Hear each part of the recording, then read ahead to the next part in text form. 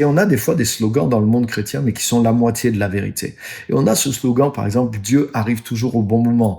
Oui, c'est vrai, Dieu arrive toujours au bon moment, mais il nous faut avancer nous-mêmes et progresser jusqu'à ce moment.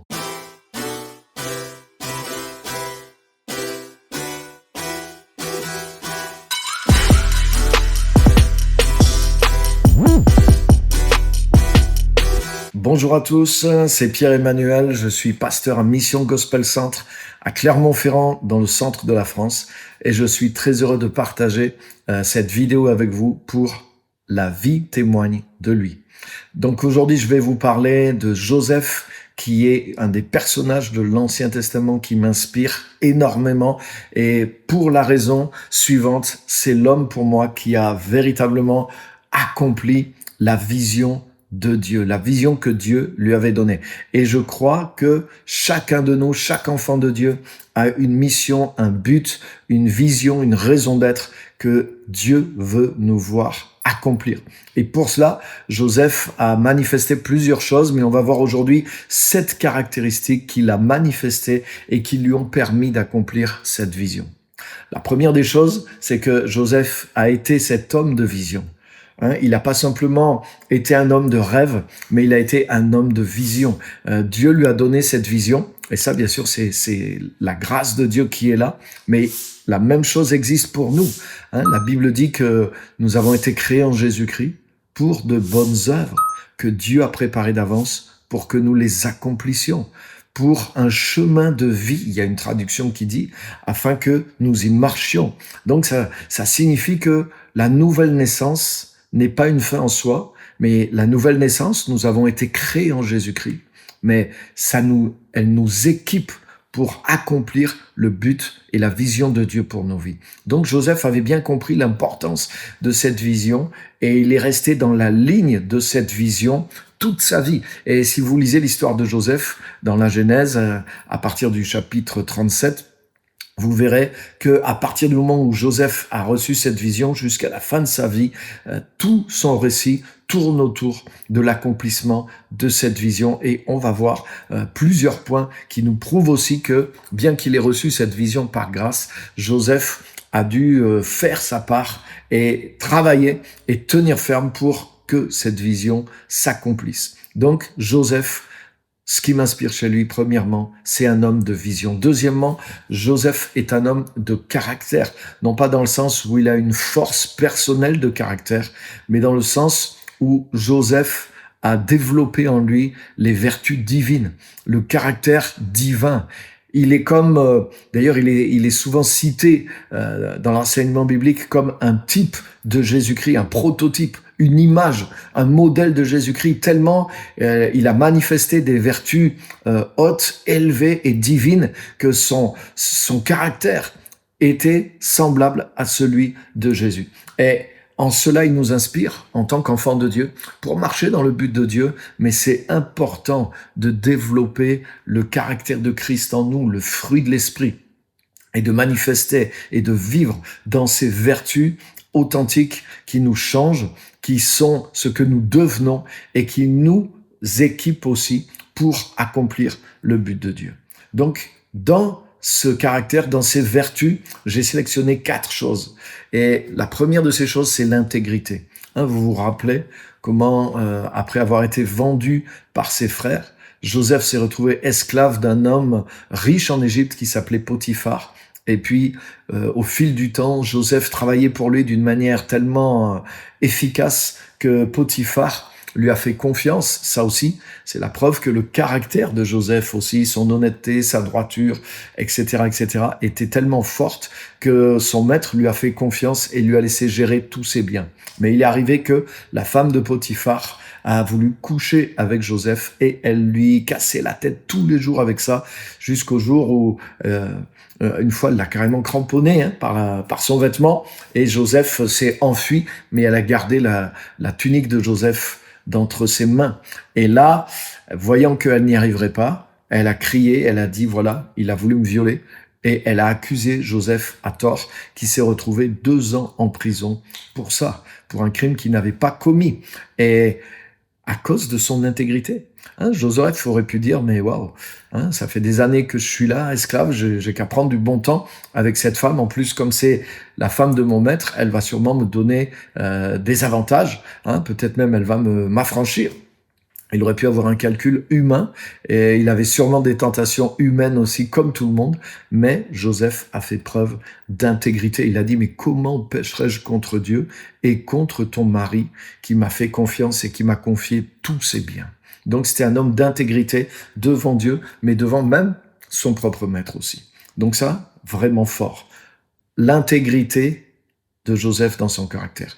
Deuxième chose qu'il y a eu dans le caractère de Joseph, qu'il a manifesté, l'esprit de service. Joseph a manifesté un esprit de service totalement hors du commun.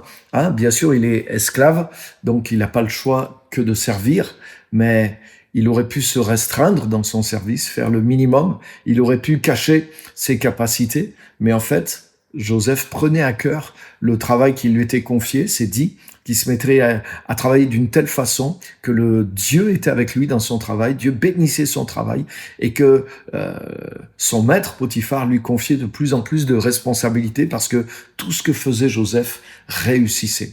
Donc Joseph manifestait son esprit de service. Plus tard, quand il a été en prison à cause de la femme de Potiphar, il a continué à servir en prison, si bien que le chef de la prison a commencé à lui déléguer toutes ses propres responsabilités. Donc ça, c'est extraordinaire. On voit aussi comment Joseph a servi avec les dons qu'il avait.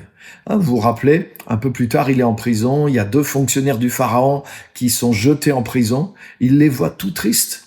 Et Joseph, qui lui est un prisonnier aussi, il vient vers eux et dit, mais qu'est-ce qui vous arrive pour que vous soyez tristes? Donc, on voit qu'il sert les gens, pas simplement là dans juste le cadre de la prison, je viens vous donner à manger ou de quoi vous avez besoin, mais il s'occupe de leurs besoins intérieurs. Et quand les hommes leur disent, voilà, on est troublés parce qu'on a eu tel et tel rêve, et Joseph interprète leurs rêves pour les servir aussi. Donc, on voit cet esprit de service qui était en Joseph et duquel il s'est pas découragé parce que il a été trahi par les Égyptiens. Quand il était en prison, il n'était pas du tout obligé de servir, il n'était plus esclave, il était prisonnier comme les autres. Donc il aurait pu dire j'en ai assez des Égyptiens, ils m'ont trahi, etc., etc., et ne pas servir. Mais il s'est mis au service comme on le voit. Donc il avait un esprit de service qu'il a développé dans sa nature, dans son caractère, qui était hors du commun. Une autre chose qu'il a développé, il a développé la grâce, c'est-à-dire il a développé vraiment l'amour de Dieu, c'est-à-dire cet amour inconditionnel de Dieu qui est sa nature profonde et qui se manifeste par la grâce, c'est-à-dire de faire du bien même sans retour et de continuer à pardonner et à faire du bien. Ça, c'est une caractéristique des enfants de Dieu. Hein, quand Jésus nous dit, si vous aimez seulement ceux qui vous aiment, qu'est-ce que vous faites d'extraordinaire? Donc, Joseph avait cette qualité en lui. Hein, il a dû pardonner à ses frères. Quand Joseph s'est retrouvé en Égypte, à cause de la méchanceté vraiment pure de ses frères, mais Joseph ne s'est pas renfermé sur lui. Joseph ne s'est pas aigri, mais Joseph a continué, comme on vient de le voir, il a continué à servir avec un cœur ouvert. Quand la femme de Potiphar a trahi Joseph, et même Potiphar, quelque part, a trahi Joseph. Il a cru sa femme, il n'a pas cru Joseph. Et peut-être un peu à contre-cœur, c'est dit, mais il a quand même envoyé Joseph en prison. Donc Joseph, après avoir été trahi par ses frères, il est trahi par son maître et sa femme, alors qu'il a été loyal, fidèle et qu'il les a fait prospérer.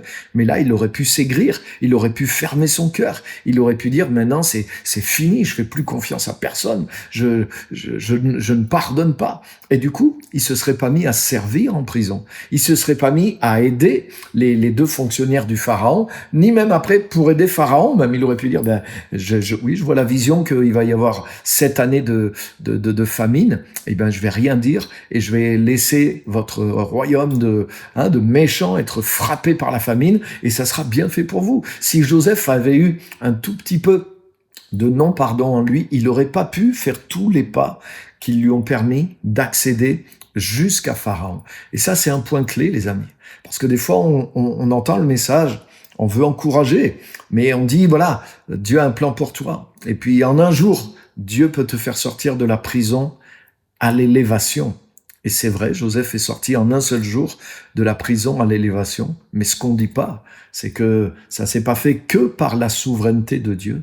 Ça s'est fait aussi parce que Joseph a suivi le processus que lui demandait la vision. Et dans ce processus, il y avait le développement des vertus en réalité chrétiennes de son caractère et qu'il a manifesté plusieurs fois dans le long terme. Il a traversé l'injustice, il a pardonné les injustices et qui se répétaient sans arrêt contre lui en gardant la foi dans cette vision que Dieu lui avait donnée. Et je vous invite à réfléchir vraiment là-dessus, mais c'est tellement inspirant. Donc, Joseph a été un homme de grâce, un homme qui a manifesté le pardon. Et là où on le voit encore plus, c'est même à la fin, lorsqu'il est réellement élevé en position de puissance en Égypte et que ses frères arrivent pour chercher du blé et qu'ils ne le reconnaissent pas. Mais là, Joseph avait toute occasion de se venger d'eux. Même une fois qu'il est devenu le premier ministre d'Égypte, Joseph aurait pu aller voir Potiphar, la femme de Potiphar, et puis faire pression sur eux pour se venger, pour les mettre en prison, ou leur demander des comptes même. Mais il n'a pas fait ça. Il aurait pu faire pression sur le fonctionnaire de Pharaon qui l'a oublié pendant 2 ans en prison. Il n'a pas fait ça. Il aurait pu faire pression et se venger de ses frères cruellement s'il avait voulu, mais il n'a pas fait ça. Au contraire, il les a bénis et il les a élevés. Donc ça montre autant dans l'épreuve qu'une fois qu'il est sorti de l'épreuve. Ça aussi, c'est énorme. Parce qu'il y a des gens qui manifestent la grâce quand ils sont dans l'épreuve, dans la souffrance. Mais une fois qu'ils sont élevés et en position de pouvoir, des fois leur cœur change. Leur cœur change. Ils sont plus dans l'humilité, parce que l'humilité était provoquée peut-être par leurs circonstances difficiles, mais une fois qu'ils ont dans l'aisance et le pouvoir, ils perdent des fois cette humilité. Mais ça n'a pas été le cas de Joseph. Donc Joseph a maintenu contre vent et marée ce caractère de grâce et de pardon. Et ça, c'est énorme, énorme, énorme. Et bien sûr, la 4e chose que j'ai notée de forte dans le caractère de Joseph, c'est sa persévérance. Joseph a persévéré à croire dans la vision, à pardonner, à croire dans les autres, à croire dans ses rêves. Son propre rêve ne s'accomplissait pas, mais il continuait pourtant à interpréter les songes, les rêves et les visions des autres. Et elles s'accomplissaient alors que le sien semblait ne pas s'accomplir. Il persévérait dans la foi, dans le plan de Dieu, dans le caractère, dans l'intégrité, etc., dans le pardon, dans le service. Donc, Joseph a été un homme de persévérance pendant des années, sans rien voir. Il a vu que le contraire de ce que Dieu lui avait promis pendant environ 13 ans, mais il a persévéré et il a fini par obtenir. Donc là, ça fait 5 choses. Il me reste 2 choses, 2 caractéristiques que je voudrais vous partager. Et justement, cette 6e chose que je voudrais partager au niveau de Joseph, une des choses qui lui a permis d'aller de l'avant, c'est que non seulement Joseph était un homme de vision, non seulement un homme qui a développé son caractère, comme on l'a vu, mais il s'est développé aussi dans les dons spirituels. Et ce qui me permet de dire ça, mais c'est simple, c'est en observant le parcours de Joseph. D'abord, il a reçu cette vision, ce rêve pour lui, et c'est comme ça que son histoire a vraiment commencé. Mais ce qui me permet de voir qu'il s'est développé dans tout ça, c'est qu'il a continué, malgré que justement son propre rêve ne s'accomplissait pas. Il a continué à croire dans son rêve, dans sa vision. Et la preuve, c'est que, par exemple, lorsque les 2 fonctionnaires de Pharaon sont emprisonnés et qui racontent leurs rêves, aussitôt, Joseph leur dit, voilà l'interprétation de vos rêves. Et, waouh, s'il avait perdu la foi, s'il avait perdu l'exercice de ses dons, de cette dimension du surnaturel. Mais Joseph ne se serait pas mis comme ça spontanément à interpréter leurs rêves. Donc non seulement il a fallu que son caractère ait grandi, qu'il puisse pardonner pour pouvoir servir ces gens-là, mais il était également, donc vous voyez, il était connecté à l'amour, mais il était connecté aussi au surnaturel de l'esprit. Et dès qu'il a vu ces gens qui étaient en peine, il a voulu les aider, les aimer. Et paf, quand ils ont rencontré leur rêve, aussitôt, son esprit avait l'interprétation et elle s'est vérifiée complètement exacte. Pourtant, c'était deux choses opposées pour les deux.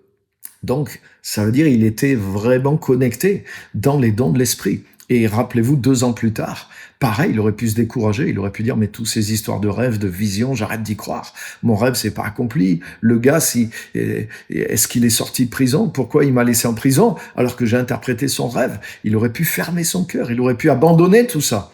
Mais il a continué dans tout ça.